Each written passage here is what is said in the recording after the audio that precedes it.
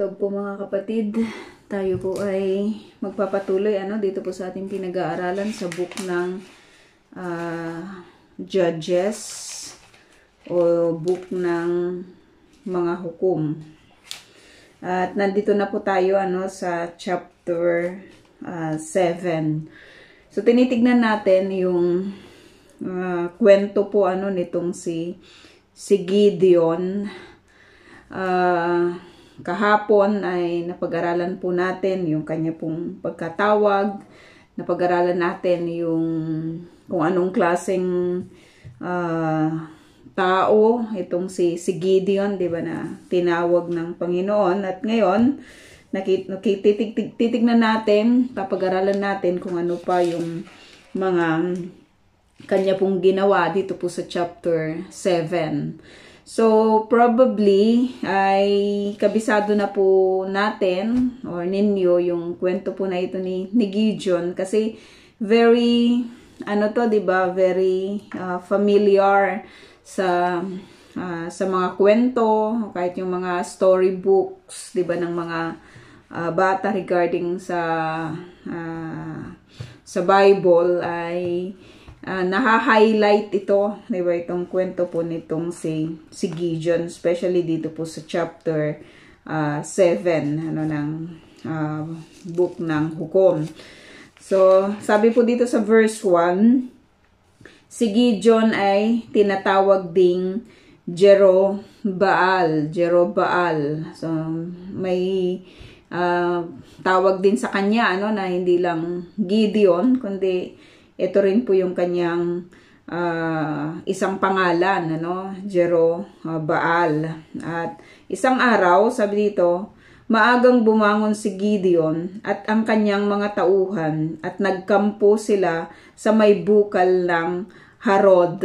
Sa may bukal ng Harod. Naalala ko mga kapatid, di ba, nag-trip tayo dati sa lugar po na ito, na kung saan ay meron doon yung sinasabi pong pinag-inuman, di ba, ng mga soldiers na nung namili po itong si Gideon. At mula naman doon po sa inakyat natin, nakalimutan ko na yung ilang steps yun, pero may video ako doon, ay matatanaw naman yung pinagkampuhan ng mga Midianita, So ito talaga yung settings kung nandoon ka sa lugar na yon, yung isa sa mga trip natin dati, napakaganda pong balikan yung place na yon. At may papaalala lang sa atin kung gaano po katapat ang Diyos sa kanyang mga pangako, napatunayan minsan pa ng mga nananaliksik at nag-aaral sa Bible, na katulad po natin kung gaano po kadakila at kamakapangyarihan ng Diyos po na ito, So sabi dito, nagkampo sila sa may bukal ng Harod.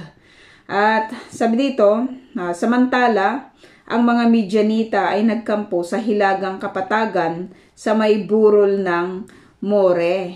So, malapit lang talaga siya, natatanaw siya, kung sino po sa inyo yung nakasama during that time, matatanaw mo talaga yung bundok na ito na pinagkampuhan ng mga Midianita, Sabi dito, sinabi ni Yahweh kay Gideon, so ito lang ang isa sa mga nakaka-encourage, 'di ba, na sa mga tao na tinawag ng Diyos at tinatawag ng Diyos, lagi po siyang nangungusap, 'di ba, sa kanila. Naalala natin itong si Moses, 'di ba, laging nakikipag-usap sa kanya ang Diyos.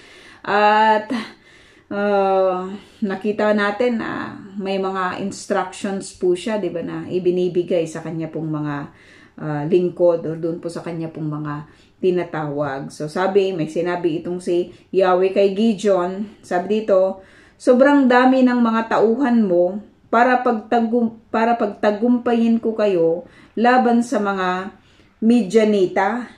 So nakaka sa isang katulad ni Gideon na army, or kahit naman sa mindset natin sa kapanahunan po na ito, mga kapatid, 'di ba, may sa isip natin may tagumpay talaga kapag madami yung bilang or maraming tao yung sumasama.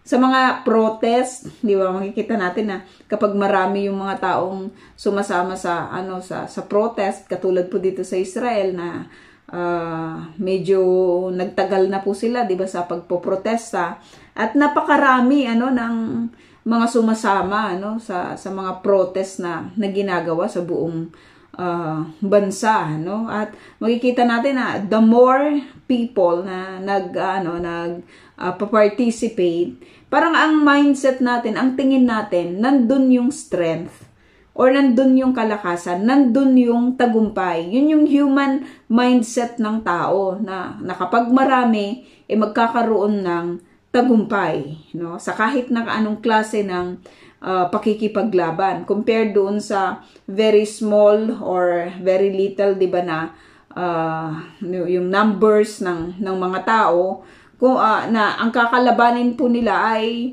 sindami ng talagang napakarami ng kanila pong kakaharapin. Magkakaroon ba sila ng tagumpay sa mindset ng isang tao, katulad din po nitong si Gideon? Parang imposible. Ilan na lang yung natira, di ba? Ilan na lang yung natira, makikita natin yan as we go on, sabi dito, pagtagumpay ko laban sa mga Midian, baka kalain nilang sarili nila ang nakatalo sa mga Midianita at hindi dahil sa tulong ko, So may mga may mga battles na kinakaharap po yung tao, pero iba yung pamantayan ng Diyos pagdating po doon po sa kanyang recruitment. Compared doon po sa mindset ng tao. Sa mindset ng tao, kailangan nating mag-recruit ng marami para mas magkaroon tayo, may chance tayo ng tagumpay. Pero iba yung mindset ng God, at ito marahil sa isang katulad po ni Gideon, kasi nakita natin from our previous study, di ba, na parang siya parang hindi siya sigurado may pag-aalinlangan siya may takot siya, normal lang naman yung matakot, di ba? May takot itong si Gideon, pero nakakatuwa sa kanya, kahit doon sa point ng kanyang pagkatakot, nakikinig siya, di ba? At sumusunod siya, di ba, sa Panginoon, lamang sa mga kaparaanan, di ba, ng kanyang mga pag-test, di ba, sa Panginoon, kumbaga meron siyang binabanggit at hindi naman po siya hinihindian, di ba, ng Lord, Sabi dito, kaya verse 3, ito yung nakakagimbal, nasasabihin sa kanya ng Lord, kaya sabihin mo sa taong bayan na ang lahat ng natatakot ay maari ng umuwi. Lahat ng natatakot ay maari ng umuwi. So ito yung makikita natin na testing dito po kay Gideon, sa leadership nitong si Gideon. Kung sino yung natatakot, kasi nakakahawa yung takot Di ba? Nakakahawa yung negativity. Kaya napakahirap lang na sa pagsunod sa Panginoon, di ba? If you want to be used and if you want to obey and be used by God, hindi maganda na isama mo yung isang taong matatakutin or yung isang tao na puro negative. Hindi natin kaya. Ang dami-dami niyan. Di ba, kaya nga yung half tribe ni Manasseh ay naengganyo, di ba, ng tribe ng yung dalawang tribe ni Reuben at saka ni Gad. Naengganyo nila itong tribe po nitong si Manasseh, di ba? Dahil nga may mga ganong instances na nakikita po natin na kung sino yung nakakasama mo, kung sino yung nakakausap mo, kung negative yun, mapapasa iyo yung kanyang negativity. Di ba? Kung positive naman yun, mapapasa iyo yung kanyang yung positivity niya. Kaya importante lang talaga, lalong-lalo na sa battle, na kilalanin mo kung sino yung iyong mga kasama. Ang Lord, sabi niya dito kay Gideon, may open to, di ba? May open, kung sa open calling, sabihin mo sa mga taong bayan, sabi niya na ang lahat ng natatakot ay maari nang umuwi. Nang sabihin ito ni Gideon, umuwi ang 22,000. Kadami nun mga kapatid ha, 22,000 yung umuwi. Ibig sabihin nun, maraming takot. Maraming takot sa kanilang pakikipaglaban. Maraming takot dito sa pagharap sa mga Midianita. Tinignan nila yung numbers, no? Tinignan nila yung kadamihan ng mga Midianita na kaya nilang mahaharap or yung kanilang kakalabanin. Hindi nila tinignan yung calling ng God. Hindi nila tinignan yung supervision ng Lord. Hindi nila tinignan yung protection ng Lord. Hindi nila tinignan yung command ng Lord. Ang tinignan nila ay yung fear nila. Ang tinignan nila yung pagkatakot nila. Kaya nga sabi sa kanila, sabi ng Lord, sabihin mo sa kanila kung sila'y natatakot, di ba? Mari na silang umuwi. Pwede ka nang sabihin mo sa kanila na pwede na silang mag-backslide doon sa kanilang pagkatawag. Pwede na nilang talikuran yung pagkatawag nila. 'Di ba? Kasi ang pagkatawag nila, they need to fight the Midianites. At inassure sa kanila ng God na merong victory in fighting the Midianites. Pero maraming mga Israelita sa kapanahunan na ito, alam mo yun, yung ibang tribes ay hindi sumama sa kanila. So maaring may impact din yun. Sasabihin nila, yung ibang tribe nga hindi sumama sa atin. 'Di ba? Nakakatakot naman ito kung nandito lang sana yung lahat ng tribe. 'Di ba? Kung pinansin lang sana tayo ng tribe ni Asher. Nung pinansin lang kung itong si Ruben lang sana nagdesisyon na samahan tayo. O kaya ng tribe nitong si God. No, kung nandito lang sana, mas marami sana tayo. May possibility talaga na maipanalo natin yung laban na katulad ng dati, no? Katulad ng ginawa natin, 'di ba, sa mga nakaraan na nagawa natin na i-conquer, 'di ba, yung mga lands na tinitirhan natin ngayon. So may nag-cause sa kanila, 'di ba? Maraming mga nag-cause sa kanila ng fear. Na kung saan nung nagkaroon ng open calling, 'di ba, para doon sa mga natatakot, 22,000 yung nagsibalikan sa kanilang mga tahanan. Never mind the calling, 'di ba? Never mind the will ng God. Hindi nila tinignan 'yon. Maraming mga Kristiyano din yung ganon sa kapanahunan natin ngayon. Marami yung sumusuko sapagkat hindi nila tinitignan yung kadakilaan ng Diyos, 'di ba? Hindi nila tinitignan yung pagkatawag ng Diyos. Hindi nila tinitignan yung kadakilaan, 'di ba, ng calling ng Diyos sa buhay po nila. Katulad din po ng mga Israelita po na ito na 22,000, 'di ba, yung nagsibalikan sa kanilang mga tahanan. Okay lang na hindi na sumunod sa Panginoon. Ba't natin yung buhay natin dyan? Ba't tayo magkakanda, pagod-pagod sa pakikipaglaban? Okay na yung buhay natin. Diba? Maayos na tayo Kumbaga okay na tayo Hayaan mo na yung mga Midianites na yan. Diba, na ating mga kaaway. May mga ganong sumusuko, may mga ganon na hinahayaan na lang nila. 'Di ba? Kung ang mga Midianites ire-represent po natin sa kasalanan, may mga Kristiyano na ganon, hayaan mo na yung kasalanan. 'Di ba? Hayaan mo na sila. Pabayaan mo na sila. Hayaan mo na kahit pasukin tayo, 'di ba? Kahit na alipinin tayo, hayaan na, wag na tayong lumaban. Hayaan mo na yung pagsunod, 'di ba, sa Panginoon. 22,000. So, just imagine na lang yung feeling nitong si Gideon sa mga kapanahunan po na iyon. 22,000 yun, Lord. ilan na lang yung matitira. At sabi nga dito, ngunit 10,000 pa ang naiwan. 10,000 pa yung naiwan. So, yung bilang nila, tignan natin kung sasapat sa kanila pong lalabanan. No? Sinabi muli ni Yahweh kay Gideon, napakarami pa ring natira. Diba? Grabe yung testing dito sa taong pinili na ito ni Yahweh, di ba, na mag-lead ng kanya pong army. Marami pa. Yung 10,000, no, ay sabi ng Lord, marami pa. No, napakarami pa ng iyong mga kasama. At kung titignan natin, di ba mga kapatid, ano yung mga possible reasons kaya ng God kung bakit ganito po yung kanyang testing dito po kay Gideon, no? Without yung participation, sinabi ko po kanina, ng ibang tribes, ano yung gusto niyang ipakita?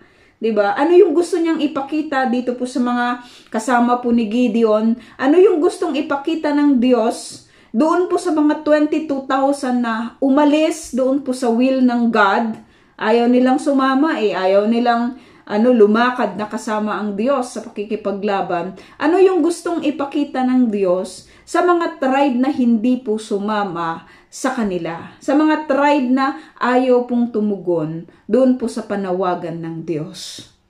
Ano yung po pwede nating makita dito, no? Makikita lang talaga natin na ang number hindi siya issue sa Panginoon. Hindi siya issue, hindi ito big issue, 'di ba, sa Panginoon kung gustong pagtagumpayin ng Diyos ang isang tao or ang isang grupo, 'di ba, ng mga susunod po sa kanya, magtatagumpay 'yon sapagkat ang tagumpay ay nagmumula kay Yahweh. Hindi ibig sabihin na kapag marami, 'di ba, yung nakikipag-participate, nandun po yung victory. Kasi ang victory, ang Diyos po yung nagbibigay. Gustong ipakita ng Diyos dito po sa mga hindi sumama kay Reuben, kay Gad, 'di ba? Kay Asher at yung mga tribe po nila na hindi po sumama sa pakikipaglaban, kahit hindi kayo sumama, ang victory ay ibibigay ko sa grupo nitong si Gideon. Hindi ko kailangan ang tulong nyo upang magbigay ng victory. Isang panghihinayang lang sa part po ng mga tao po na ito na nagsiuwian, isang panghihinayang lang sa part ng mga tribe na ito na hindi nakisama or hindi sumama sa pakikipaglaban, sapagkat ipapakita po ng Diyos na ang victory ay galing sa Kanya. Napakaganda na doon po sa victory sana na ibibigay po ng Panginoon, kasama sila. 'Di ba? Kasama sila sa pagtahak noon, kasama sila sa pakikipaglaban, pero hindi po nila 'yun ginawa, no? Hindi sila nag-obey. Kasi sa obedience, lagi po nating sinasabi, nandun po yung victory, no? Sa obedience nandun po yung victory. Pero tignan natin, no, kung paano po ititest ng Lord itong si Gideon. Sabi niya, yung 10,000 Gideon, marami pa. No, so just imagine na lang kung itong si Gideon takot nga sa kanyang ama. Paano na lang yun? Ang dami niyang kakaharapin, di ba, ng mga Midianita. Ano yun, mag-suicide sila? Di ba? Ano yun, anong gagawin nila doon? Di ba? Para silang papasok sa isang labanan na wala silang laban or wala silang kalaban-laban. Kung titignan nila yung labanan na yon sa kanilang human understanding, no? 10,000 sabi ng Lord, marami pa yan, Gideon, no? Marami pa yan. Ang gawin mo, sabi ng God, isama mo sila sa tabi ng batis at bibigyan ko sila roon ng pagsubok. Isama mo sila. So hindi pa tapos ang Lord sa kanyang pagpili kung sino po yung mga haharap sa mga Midianita. Ang Lord po yung mamimili, 'di ba, ng kanya pong mga lingkod na lalaban dito po sa mga Midianita, no? Hindi pa siya tapos sa kanyang sa kanyang pagpili, 'di ba, ng mga lingkod niya, no, na makikipaglaban. So, another testing, di ba? Yung una kanina, binigyan sila ng opportunity. Kung sino na yung natakot, magsiuwian na. May 10,000 na natira, kapatid. Hindi sila takot. Maaring may takot po sila, pero nandun po yung nandun yung maaring sa motivation, 'di ba, nitong si Gideon, na-motivate po sila na kailangan nilang labanan yung mga Midianita, no, mamatay o mabuhay, sapagkat kung hindi nila lalabanan yung mga Midianita na ito, magkakaroon po sila ng problema. Kailangan nilang harapin yon. Kasi sa buhay, kahit sa kapanahunan po nila, puro yan pakikipaglaban. Kahit naman sa kapanahunan natin ngayon, di ba, ang buhay ay talagang pakikipaglaban. Piliin mo lang talaga kung kanino ka sasama. Piliin mo lang talaga kung sino yung gusto mong makasama, di ba, sa labanan na ito ng buhay. Kasi puro yan pakikipagdigma eh. Diba? Puro pakikipagdigma ang hinaharap natin until magtagumpay po, 'di ba? Yung bawat isa po sa atin. So may pangalawang test ulit or pagsubok na gagawin ang Lord. Sabi niya dito kay Gideon, dalhin mo sila. Sabi niya, isama mo sila sa tabi ng batis at bibigyan ko sila roon ng pagsubok. Doon ko sasabihin kung sino ang dapat mong isama at kung sino ang hindi. So from here, mga kapatid, makikita po natin yung character po nitong si Gideon, no? Na kung ano yung sasabihin po sa kanya ng Lord, hindi siya nakikipag-argue, 'di ba, na bakit doon pa? 'Di ba? Pwede naman dito na. Kasi kung titignan mo kung maglalakad pa sila ulit, 'di ba? Kung malapit lang 'yon, di okay lang. Pero yung testing ba ng obedience, no? Basta dalhin mo sila doon sa sa may batis. Isama mo sila doon sa batis sapagkat bibigyan ko sila doon ng pagsubok. At doon ko sasabihin sa iyo, 'di ba, kung sino yung dapat mong isama at kung sino yung hindi. Do you think kung nag-disobey itong si Gideon, 'di ba, magkakaroon ba ng ganito, 'di ba, na tagumpay sa kanila? Of course hindi, no? Pero sabi dito, makikita natin verse 5, ganun nga ang ginawa ni Gideon. Kahit hindi niya naiintindihan, 'di ba? Kahit napaka-unclear sa kanya, 'di ba, kung ano ba talaga yung ano ba itong si Yahweh?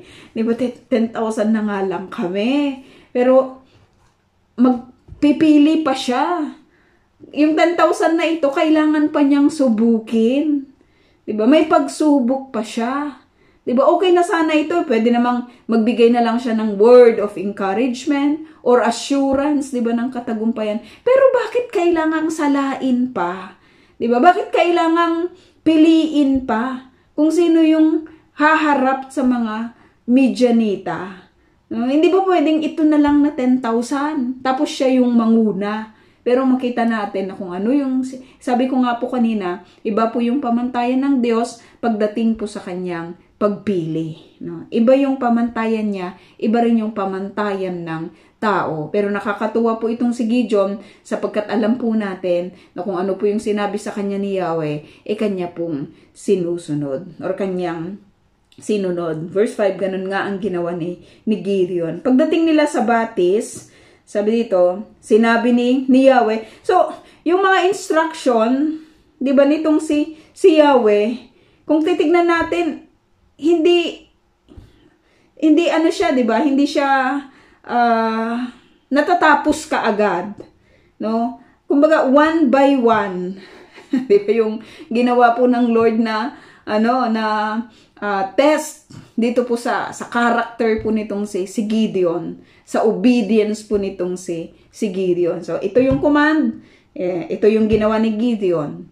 Tapos, may command siya ulit, ito yung ginawa ni Gideon. So, nakikita natin yung obedience nitong si Gideon. No? So, pagdating nila, sabi dito sa batis, sinabi ni Yahweh, no? Doon sa batis lang siya magsasabi. Kaya sabi ko nga po kanina, may blessing lang talaga sa obedience. Kahit kahit hindi mo ito naiintindihan, 'di ba? Kahit hindi ka certain sa kung ano po yung magiging resulta, pero kapag sa word po ni Yahweh tayo mag-obey, nandun lang talaga yung blessing. So pagpunta po nila doon sa Batis, hindi naman to mga robot, 'di ba mga kapatid, yung 10,000 na ito, nasasabihin nila, ba't pa kailangan nating pumunta doon? Mga Israelita to, ha? Nakikipag-usap itong si Gideon sa mga Israelita. Imposibleng walang doon, imposibleng walang magsasabi na hindi natin yan, bakit kailangan pa tayong pumunta doon? Pero as a leader, alam po natin na ginawa po niya yung lahat ng kanyang makakaya upang maisama po niya yung 10,000 na ito. Yung 1,000 na nga lang, medyo mahihirapan ka dun, di ba? Pero ginawa po nitong si Gideon yung lahat ng kanyang pamamaraan upang yung 10,000 na mga soldiers na ito na makikipaglaban ay madadala po niya doon po sa Batis, sapagkat si Yahweh ay mangungusap, di ba, doon po sa lugar na iyon, no? Sabi dito, ganun nga ang ginawa ni Gideon. Pagdating nila sa Batis, sinabi ni Yahweh, ibukod mo ang lahat ng umiinom na parang aso. Ibukod mo rin ang mga nakaluhod habang umiinom. So pagdating nila doon sa Batis, wala namang kaalam-alam itong mga soldier, no, wala namang kaalam-alam itong mga Israelita po na ito. So probably during that time, mga kapatid, 'di ba? Syempre, pag nakakita ka, lalong-lalo na 'di ba diyan sa pag nagte-trip tayo, 'di ba, kung mainit yung panahon, pag nakakita ka ng tubig, talagang unang-una mong gagawin is to refresh yourself. 'Di ba? Maaring hugasan mo yung kamay mo, hugasan mo yung mukha mo, uminom ka. Sa kapanahunan naman na 'yon ay malilinis pa naman, 'di ba, yung mga tubig diyan, no, sa dinumihan lang kasi ng tao, 'di ba, yung environment po natin. Pero supposed to be malinis naman dapat lahat, no? Makikita natin dito na may kalinisan pa yung lugar. Wala namang instruction sa kanila, 'di ba, na uminom po sila, pero as they see the water, makikita po natin na uminom po sila, uminom sila sa tubig, at mula doon po sa kanilang mga gestures ay may command po ang God, 'di ba, sa kanila. Sabi niya, ibukod mo ang lahat ng umiinom na parang aso. So paano yung gagawin ni Gideon sa dami ng tao? 'Di ba na 10,000 ito, no? 10,000 itong mga dinala niya doon sa Batis. Ibukod mo rin ang mga nakaluhod habang umiinom. Ang sumalok ng tubig sa pamamagitan ng kamay upang uminom ay 300, at ang iba'y lumuhod upang uminom. Ang sumalok ng tubig sa pamamagitan ng kamay upang uminom ay 300, at ang iba'y lumuhod upang uminom. No? Sinabi ni Yahweh kay Gideon, ang 300 sumalok sa pag-inom ang isama mo upang pagtagumpayin ko kayo at gapihin ang mga Midianita. So 300 lang, kapatid. 300 lang. 300 lang yung kailangan ni Yahweh, 'di ba? Sa pagharap dito po sa mga Midianita. No? So yung ilan po yung hindi napili? 'Di ba? Ilan yung hindi napili? Mas marami kaysa doon po sa natira. Pero kung titignan natin, ang iba na may pauwiin mo na. Pauwiin mo na yung iba. Yung 300 lang yung napili ko. Ibang-iba talaga itong si Yahweh, 'di ba? Kapag siya po yung pumili. Iba yung kanyang pamamaraan. Pamamaraan niya, iba yung kanyang testing, 'di ba? Ang dami niyang dito tinuturo, 'di ba, dito po kay Gideon. At the same time, sa bawat isa din po sa atin, 'di ba, na nag-aaral po nito, no? Verse 8, kaya't pinauwi na ni Gideon ang lahat ng mga Israelita maliban sa 300. Iniwan sa mga ito ang lahat ng banga at ang mga trumpeta. Iniwan sa mga ito ang lahat ng mga banga, ang lahat ng banga at ang mga trumpeta. So what can you see in this in this part ng chapter 7, mga kapatid? Doon po sa pagpili ng Lord, 'di ba? Doon po sa 300. Sila yung di ba? Kung titignan natin sa gesture, kasi marami pong mga interpretation, 'di ba, yung binabanggit po dito po sa chapter na ito, no? Sabi niya, ibukod mo ang lahat ng umiinom na parang aso, ibukod mo rin ang mga nakaluhod habang umiinom. Yung nakaluhod, 'di ba? Habang umiinom. Yun po yung instruction dito po kay Gideon. So yung iba ay umiinom sila na parang aso. 'Di ba, yung kanilang, paano ba uminom yung aso? 'Di ba? Ginagamit po nila, 'di ba, yung kanila pong dila, 'di ba, sa pag-sip, 'di ba, ng tubig dito po sa batis. Yung iba naman ay, sabi dito, lumuhod sila habang sila po ay umiinom.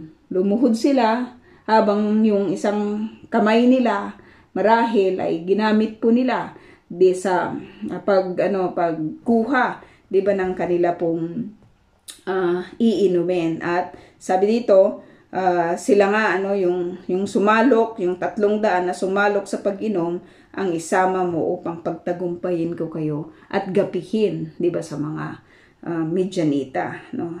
Gapiin ang mga Midianita. So sa gesture, marami tayong po pwedeng mabanggit doon. 'Di ba?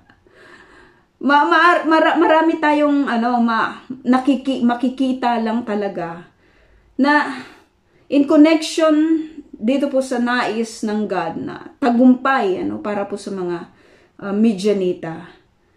Tinignan ng Lord yung 'di ba, yung how they treat 'di ba, yung water. Itong mga tao po na ito, paano ba nila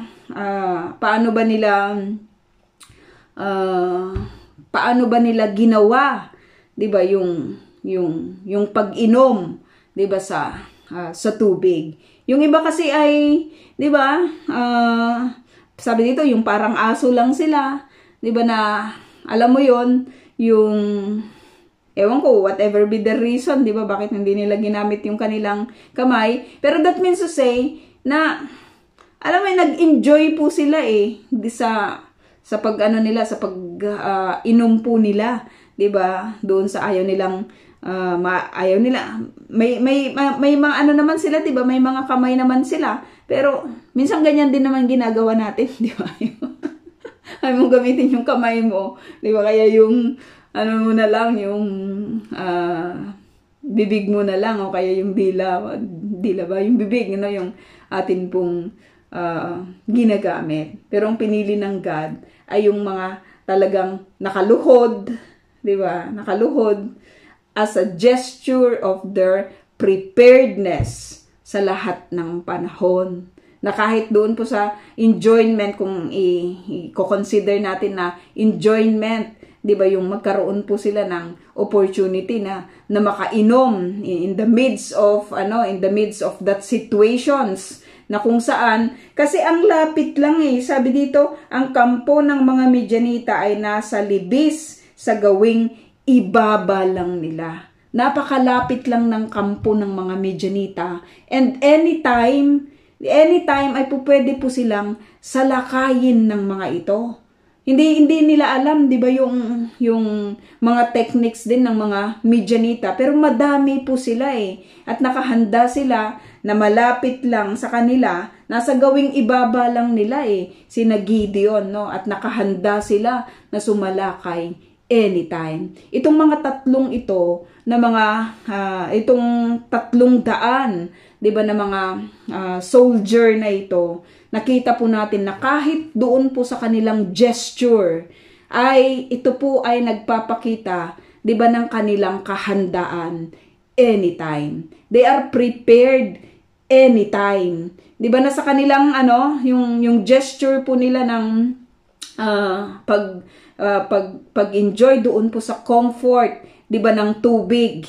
Hindi nila nakakalimutan, di ba, yung kanilang tungkulin. Hindi nila nakakalimutan na meron po silang kinakaharap. Hindi nila kinakalimutan, di ba, na meron silang gagawing pakikipaglaban. At inihahanda nila yung kanilang sarili kahit sa panahon na kung saan binibigyan po nila ng comfort yung kanilang sarili sa pamamagitan ng tubig. Yung gesture po nila ng pagluhod, di ba mga kapatid? At pagsalok is a gesture. Kahit manood kayo sa mga manood tayo yung sa mga pelikula ng warfare, di ba? Laging nakahanda. Kung kakain ka man, nakahanda pa rin yung iyong sandata, di ba, na gagamitin anytime na merong bigla ang pagsalakay, di ba, ng mga kaaway. At yun po yung mga pinili. Yun yung pinili ng Diyos, yung mga nakahanda in the midst ng mga situations na kung saan pwede naman sana silang magpakampakampante. Di ba? Pwede silang magpakampakampante. Pero yung mga nag-enjoy, di ba, na uminom sila ng katulad ng aso, di ba? Makikita po natin na kasi pag uminom ka ng katulad ng sa aso, di ba? Hindi mo makikita yung kung sino yung sasalakay sa iyo eh. Di ba? Kasi naka-bend ka. Samantalang itong mga nakaluhod, di ba? At ginamit po nila yung kanilang kamay, alerto po sila, di ba, sa kanila pong paligid. Sapagkat napakalapit lang, di ba, ng kanila pong mga kaaway. Napakalapit lang ng mga Midianita. No? Napakalapit lang. Kung i-apply po natin ito sa ating Christian life, mga kapatid, what is the lesson that you are going to see in this situation? No? Mamaring sabihin natin, maganda talaga yung nakaluhod at laging handa, di ba? Sa will ng Panginoon. Marami kasi yung mga Kristiyano sa kapanahunan ngayon, yung na-out sila doon po sa focus sa pag-obey sa will ng God. Nalulunod po sila sa mga distractions. No? Yung mga comfort ng buhay na hindi naman naglilid sa iyo sa kasalanan ay isang isang pagpapala yun mula sa Diyos. Yung mga comfort ng buhay, hindi naman yan masama, di ba? Yung mag-trip tayo, hindi naman yan masama. Yung mag-enjoy ka sa buhay mo, 'di ba? Nang kunyari, mag-shopping ka din. Hindi naman 'yun masama, 'di ba? Hindi naman 'yun talaga masama. No? Pero nagiging distraction lang ang lahat ng mga ito kung 'yun na yung priority mo kaysa doon sa will ng God. Mayroon din naman diyan yung nalulunod sa nagpray ng trabaho, binigyan ng Lord ng trabaho. Hindi naman masama yung trabaho, 'di ba? Hindi siya masama. Lamang nagiging masama po ito kapag nalunod na yung tao sa trabaho, sa kita ng kanyang trabaho. Nag-enjoy na. Hindi naman masama yung water eh. 'Di ba? Hindi masama yung water. Pero yung pagtingin ng mga tao doon sa water po na yon na it's their comfort at nakakalimutan po nila yung preparedness po nila, yung pagiging ready nila doon po sa maaring attacks, di ba, ng mga kaaway. Doon po sila hindi napili, di ba, ng Panginoon. Mas pinipili ng Diyos yung laging prepared, yung laging handa, di ba, sa kahit na anong panahon, kahit in the midst of comfort. Di ba, yung mga comfort ng buhay na meron po tayo. Hindi naman masamang magkaroon ng computer, di ba? Nagagamit nga ito sa lahat ng na nagagamit ito ng madalian sa kapanahunan po na ito. Nagiging masama lang yung mga comfort na yan kapag mas higit po siyang pinagfokusan ng tao kaysa doon po sa will ng Lord. Di ba, na pakikipaglaban? Ang nais ng God is we are always be ready and always be prepared. Kasi napakarami pong si Satan kasi, di ba, hindi siya natutulog eh. Ang devil, hindi siya tumitigil eh. Laging nakahanda. So, ang mga anak ng Diyos, ang mga lingkod ng Diyos, ay dapat lagi po silang handa. Lagi silang handa. So, if we want to be used by God, katulad po nitong si Gideon, alam niya na hindi niya kaya yung lahat eh. Alam niya na hindi niya kaya yung battle eh. Dapat i-acknowledge ng isang tao na weak siya. Kasi the more na sasabihin niya, kaya ko yan, kaya ko to, di ba? Nadidevelop yung pride, di ba, sa kanya. Sino yung king na bumagsak in this area? Si Saul. Si Saul nung nagtago-tago pa siya, di ba? Siya po yung pinili ng God. Siya yung pinili ng God na maging hari. Kita natin, di ba? Nagtago-tago siya kasi feeling niya ay hindi siya karapat-dapat in that position. Pero sino yung tao na napaka-pride, di ba? Napaka-prideful, masyadong punong-puno ng pride, na pinili ng Diyos.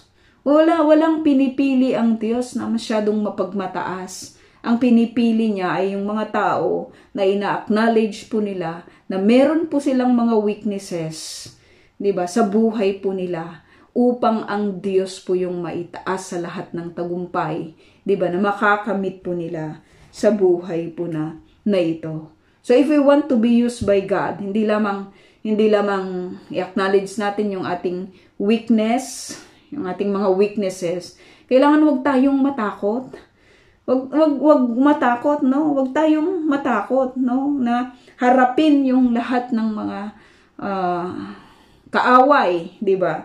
Kaaway sa buhay na ito. Ang dami nating kaaway eh. Kung titignan mo sa Galatians 5, nandun lahat yung dapat nating labanan, di ba, sa buhay po na ito. Kaya verse 8, pinauwi na ni Gideon ang lahat ng Israelita maliban sa 300. Iniwan sa mga itong mga banga, ang lahat ng banga at mga trompeta, ang kampo ng mga Midianita ay nasa libis sa gawing ibaba. So meron na siyang army, 300 armies, di ba, yung makakasama po nitong si Gideon.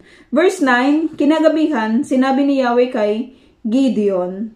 So, kinagabihan pa nun, so tapos na yung pamimili, may 300 na siya. Pero as a general of this army, kung tayo po kaya itong si Gideon, ano kaya yung ating nafe-feel?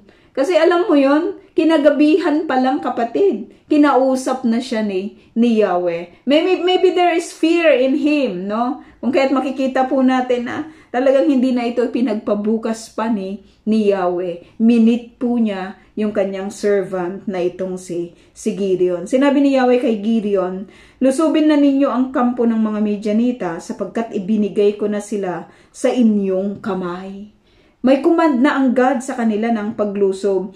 Kung nag-aalinlangan ka pa hanggang ngayon, sabi ni Yahweh, pumunta ka sa kampo kasama ang mga kung pumunta ka sa kampo kasama ang tagapaglingkod mong si Pura.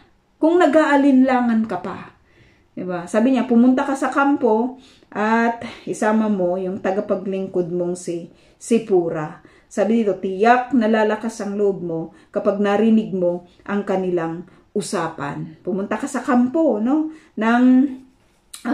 Kasama mo itong si Pura. Kasi kung mag-isa ka lang, baka matakot ka Gideon, kahit binigyan po siya, 'di ba, ng Lord ng kanyang kasama na si Pura. Kasi iba yung may kasama ka, kapatid, 'di ba?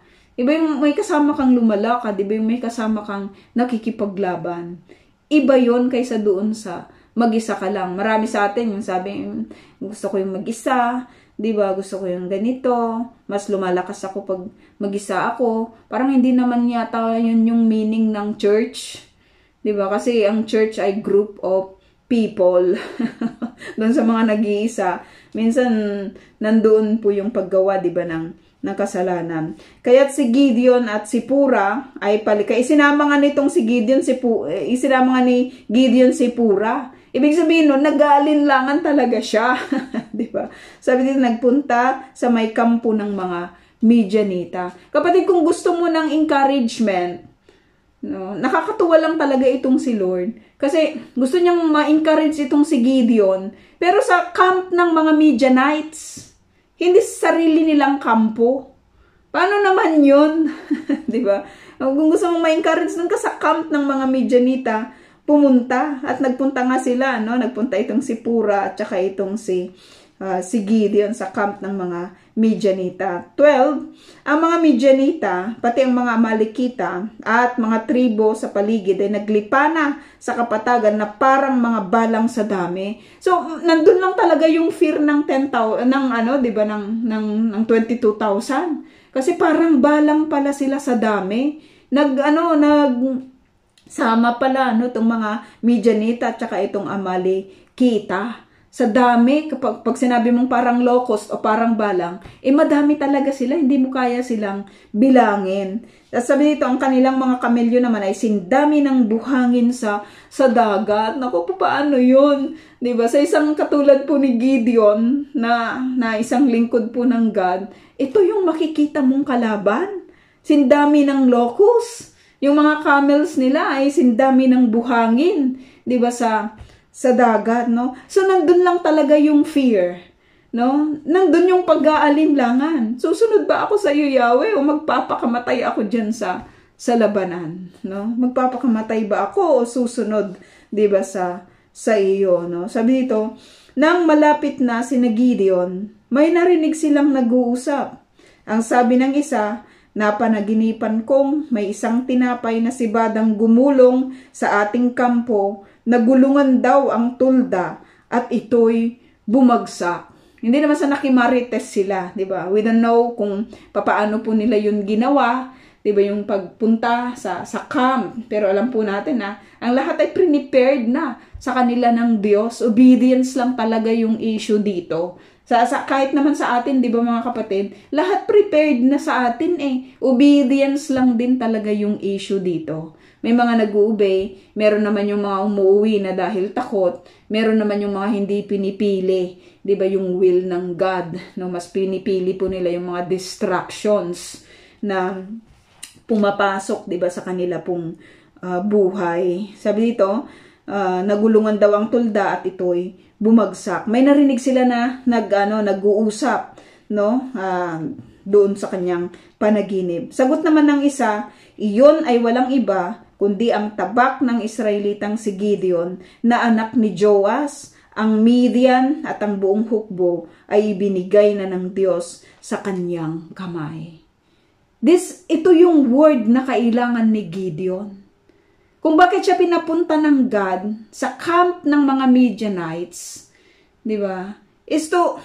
Makikita mo yun na, alam mo yun, grabe lang talaga yung kailangan mong pagsunod at pakikinig sa Panginoon in this area Sa isang katulad niya na nag-aalinlangan, automatically may fear, ang dami nilang kalaban Pero there is a word na nag-encourage po sa kanya na mismong bibig, 'di ba, ng mga Midianita nang galing. Yung interpretation ng panaginip ng isa ay in-interpret din po ng isa in favor dito po kina Gideon. Nakakatawa lang ang Lord, no? Kasi gusto niya magbigay ng encouragement. Talagang to the point na kailangan mo lang talagang sumunod lang talaga at magtiwala, 'di ba, sa kanya, no? Sabi dito, nang marinig ni Gideon ang panaginip at ang kahulugan nito, lumuhod siya at nagpuri sa Diyos. Alam mo, na-encourage siya Na-encourage siya doon sa kanyang narinig. No? Nakakatuwa lang yung patience ng God dito po kay Gideon.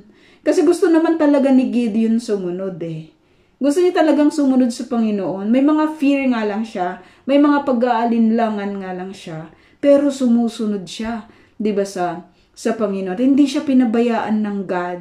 Diba? Hindi siya iniwan ng Diyos. Napaka-patient po ng God, diba, sa Kanya. Kailangan mo ng encouragement, binigyan siya ng encouragement. To the point na matitest pa rin, diba, yung kanyang obedience sa Panginoon.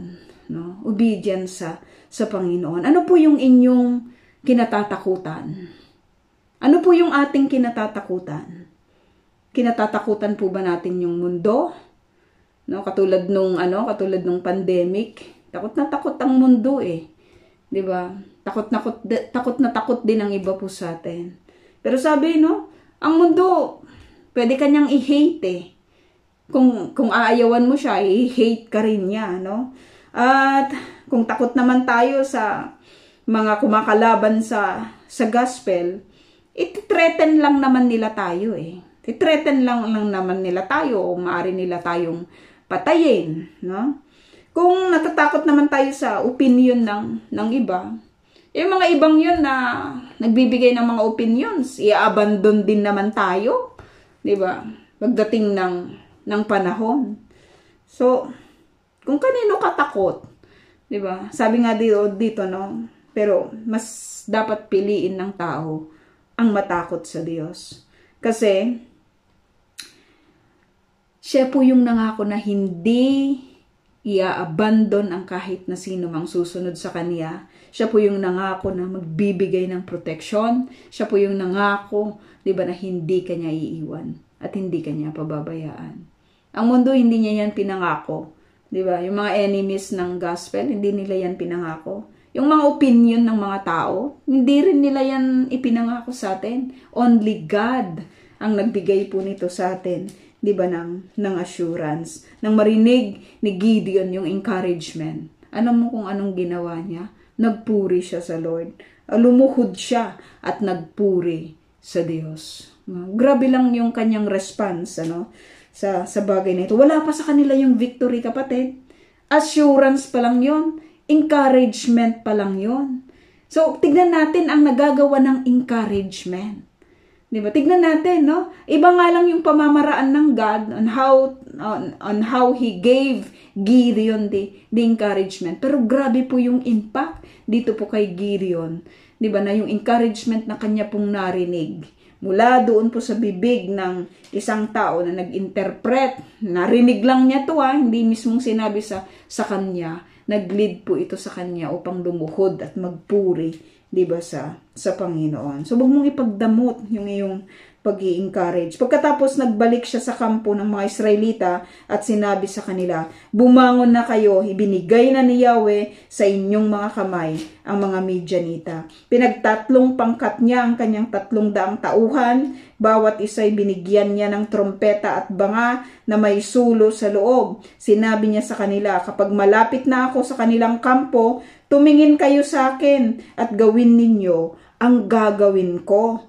Kapag narinig ninyong hinihipan ko ang aking pangkat, hinihipan ko at ng aking pangkat ang aming mga trompeta, hipan na rin ninyo ang inyong trompeta sa palibot ng kampo at sumigaw kayo ng para kay Yahweh at para kay Gideon.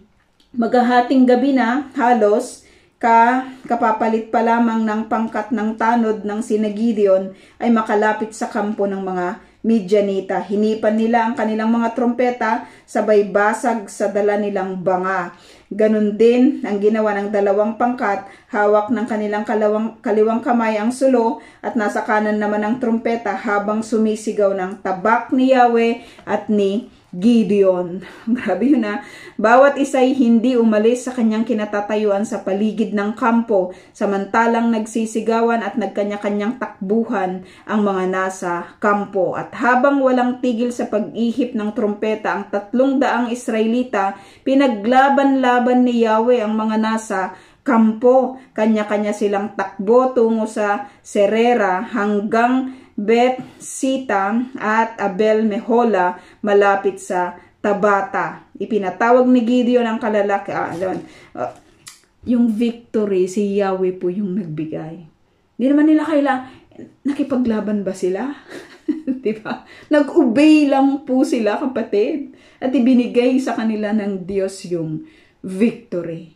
No, nandun yung fear, pero nandun, nakita natin, nandun po yung kanilang pagtitiwala, diba, sa Panginoon. No? Sabi dito, pinatawag ni Gideon ang kalalakihang mula sa lipi ni Naphtali, Asher at Manases, at ipinahabol sa mga ito ang mga Midianita. Si Gideon ay nagpadala ng mga sugo sa lipi ni Ephraim na nakatira sa mga kaburulan. Sinabi niya, bumaba kayo at tugisin ninyo ang mga Midianita.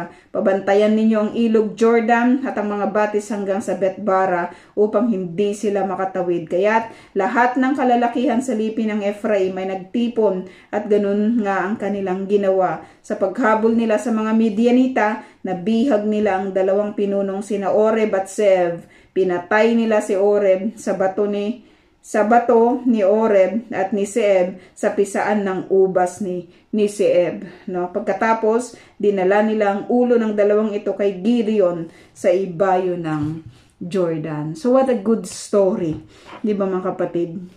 Yung ating narinig, no? Do not despise yung mga little tasks. No, yung mga little tasks. Kasi kadalasan yung mga little, yung mga maliliit na mga bagay, maliliit na task, 'di ba? Nagbibigay po ito ng greater outcome.